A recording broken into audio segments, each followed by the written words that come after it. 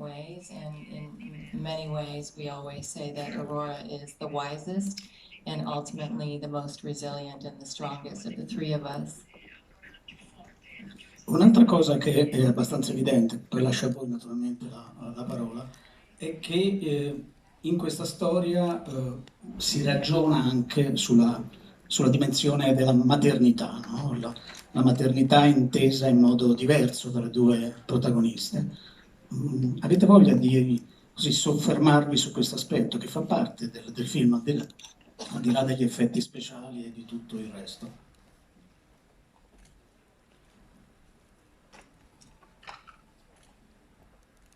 Well, you know, in many ways, I think that for Ingrid, who is the Queen of Alstead, it's really her kingdom. I mean, she's really the mother of her kingdom, and takes it obviously very seriously, and has vowed to protect the kingdom and the people of the kingdom, and at any cost, really, and is, you know, and sometimes when you're a leader you have to make sacrifices for the greater good.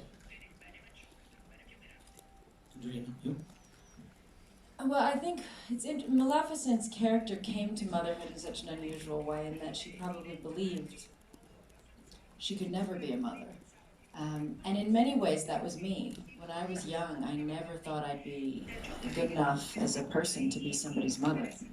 And maybe my mom used to say that's why I might be a good one, because it meant so much, and I was worried. But she really is quite reluctant to believe that she is the right person for Aurora, and she questions herself a lot. It's probably where she has her least amount of confidence, is in her motherhood. So I find that struggle interesting, and yet it's being a mother that actually saved her life and gives her balance, because she's a little imbalanced.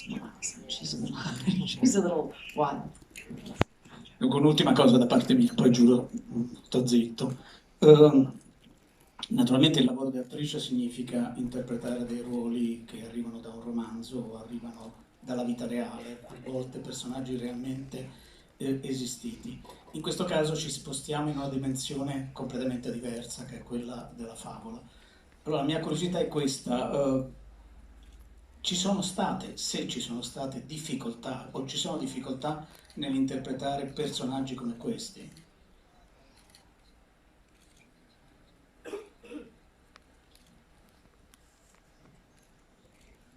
Well, I suppose yes. It's a great deal of fun, to be honest. It's very freeing. I imagine for anybody in this room, you may think I don't want to dress up like a giant evil fairy, but I promise you, it's one of the most freeing things to do. You know, you get wings and horns, and you get a little out of what your mind you play. And at the end of the day, being an actor, being an artist, and putting a piece of work forward, sometimes, of course, it's very, very serious, and you're trying to recreate true life. But in films like this, we recreate real themes, but we play, and we invite you to play with us. And in fact, it's very freeing as an artist to be able to have so much room. Well, I mean, you approach it in the same way that you would approach any character, in that you try to find, you know, the humanity in it. It's obviously a bit more challenging when you're playing, you know, a fairy with wings. And I think that at the same time it is more fun in that you can kind of break the rules, because, like, you know, there really aren't any. I, of course, am a human, so not so much fun for me, but I am quite dark and villainous, so the challenge for me, and the fun, I guess, was to, you know, try to make her more than one color, try to fulfill my obligation of the film, which is to be evil, and to scare people, and to be threatening to Maleficent. You were. Which we had a lot of fun doing. But yeah, it's a tremendous amount of fun. But it's a lot of hard work too. I think in many ways it's harder because you're dealing with, you know, the costumes, and then when you're down, they gotta go scan you. You have to go to another stage. So it's like, it's a little more tiring than maybe a typical film. Ok, allora c'è lì una collega che ha già il microfono, prego.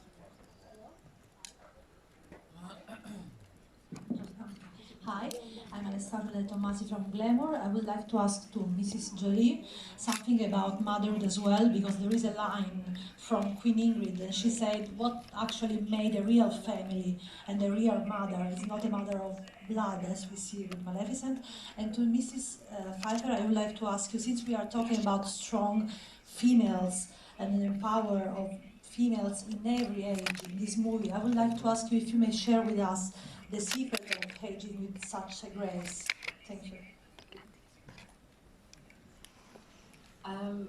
Well, I do believe that family is not made of blood, and I feel so fortunate to have been allowed to have the family that I have in this life, and grace to have these children and be allowed to be their mom, and I've learned so much from each of them.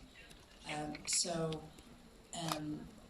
it did, of course it strikes a chord, and we intentionally did that, and I think in a way it was the way Michelle really committed to, you know, that line stings Maleficent because of the way she committed to selling it, and she hit me with it hard, which I think was, but I think we could do it in a way, we could have that fight in the film, because we are both mothers that are not just mothers of blood.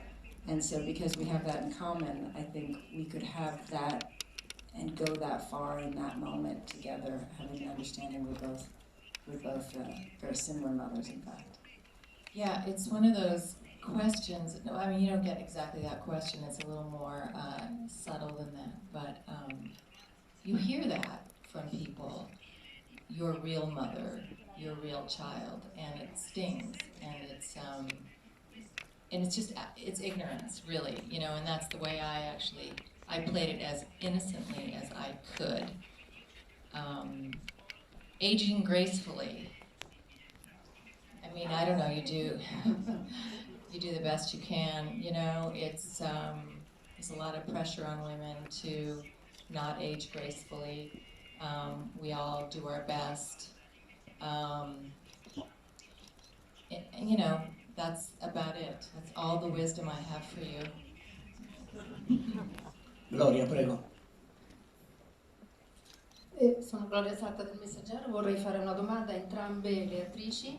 Nel film c'è un messaggio forte che è un invito all'inclusione, al rispetto della diversità, quando si vede i due regni che si uniscono, sono profondamente diversi. Voglio chiedere quanto è importante oggi, anche per i giovani che andranno a vedere questo film, numerosissimi, questo tipo di messaggio. Grazie.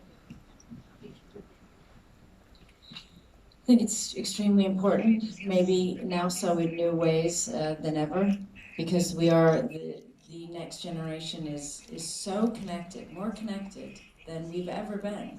Our children, our children's children will be more connected, to be able to, it's only the last 100 years really with air travel, you can fly to each other's countries so easily, you can be online with each other, you can know each other, and yet we see this rise in hatred and people focusing on divisions and people succeeding politically by focusing on divisions, and it's ignorant and it's upsetting, and it's just simply not. It's coming from those who are trying to hold back the tide of something that they will never win, because the world is a big, beautiful world full of diversity and different cultures and different peoples, and we are strongest when we acknowledge that and come together and respect each other. We all know that, and then people use fear and they speak of ugliness in ugly ways about each other, but we all know in our hearts that we are equal, and we all know that we love living in a world that is diverse, and we all know that that's the way our children are going to live and thrive. The only thing I could possibly add to that is is that I do think that the younger generations are coming into this world with so much more tolerance than what we grew up with, and at the same time, you know, I do, you know, the intolerant parts of humanity have really couldn't be more loud now. More, I mean, but it's obviously it's always been there. It just is really coming to the surface, and so I think that, yeah, and the whole notion of diversity. Not only is there strength in diversity, it's, you know, it is a matter of survival if we don't accept that, if we don't accept that we're, you know, it's one planet and those boundaries are more and more disappearing. And really they're just sort of more philosophical at this point. And, but I do think that the younger generation, generally speaking, gets that. Fulvia, prego, Fulvia Caprara.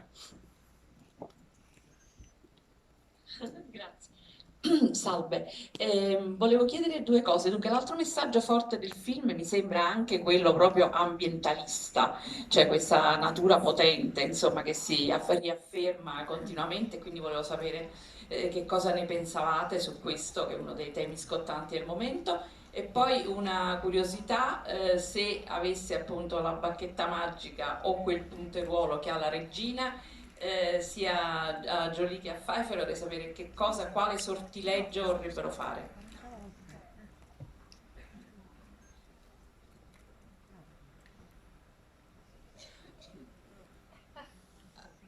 I'm focusing on my spell right now.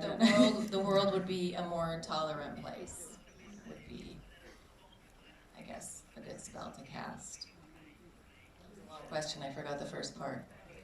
Well, I think the environment, yeah. I think the environment. Which I think all comes together. You know, I think she's right, that the tolerance, the respect for each other, the reason that people are so careless about certain parts of the earth and the environment is because they have little to no care for the indigenous peoples on the land or how it's going to affect the future generations, and therefore they're able to just simply look at it as a business deal. And so it isn't just ignorance, it's very calculated and it's selfish and it's cruel. Greedy. Yeah, absolutely. And I think, you know, I do think this, we have many messages in the film, and that of course is one. And it's not to say that industry is bad, because of course that's Michelle's character, and she plays that you know, the strength of, you know, new and as the world changes, and we have all these new things, and of course being in the middle of Rome, you see how the world was, you know, all that we went yesterday around and saw. You know, the beautiful history of Rome, and you see where there was so much growth and change, and the world was developing here, and the new roads and the new possibilities, not to mention, you know, politically, and it's amazing and it's very inspiring. And then you see what we've done with it and where we've taken it, and then where it and so yes, we can go too far as human beings, and greed can take over, and we can start to cause real damage. And so I hope that young people will feel that message of we have to be, it's not about leaving everything natural, having growth, but being responsible. It's important. Allora, c'è un'altra domanda lì, ora arriva il microfono. Buongiorno e complimenti per le vostre interpretazioni. Volevo chiedere, essendo voi due attrici di così grande carriera, di così grande talento, se non avreste voluto fare nel film qualche scena in più insieme, perché una sola scena ci è sembrata poco. Grazie.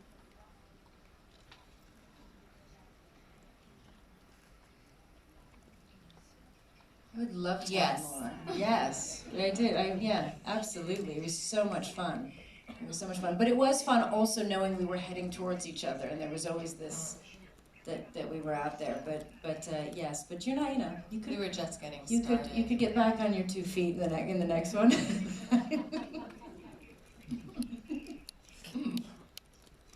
Ok, Beatrice Bertuccioli, prego. Sì. Buongiorno. Le protagoniste, diciamo, vere di questo film sono 3 donne. Ci sono gli uomini, ci sono delle figure maschili, ma le protagoniste sono 3 donne. Volevo chiedervi, non sente Michelle Pfeiffer? Credo che non senta.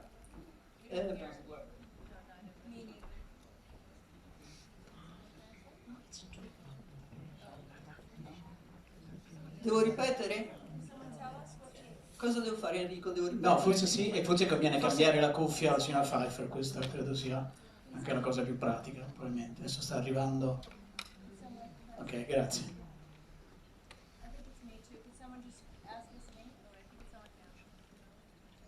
Pronto?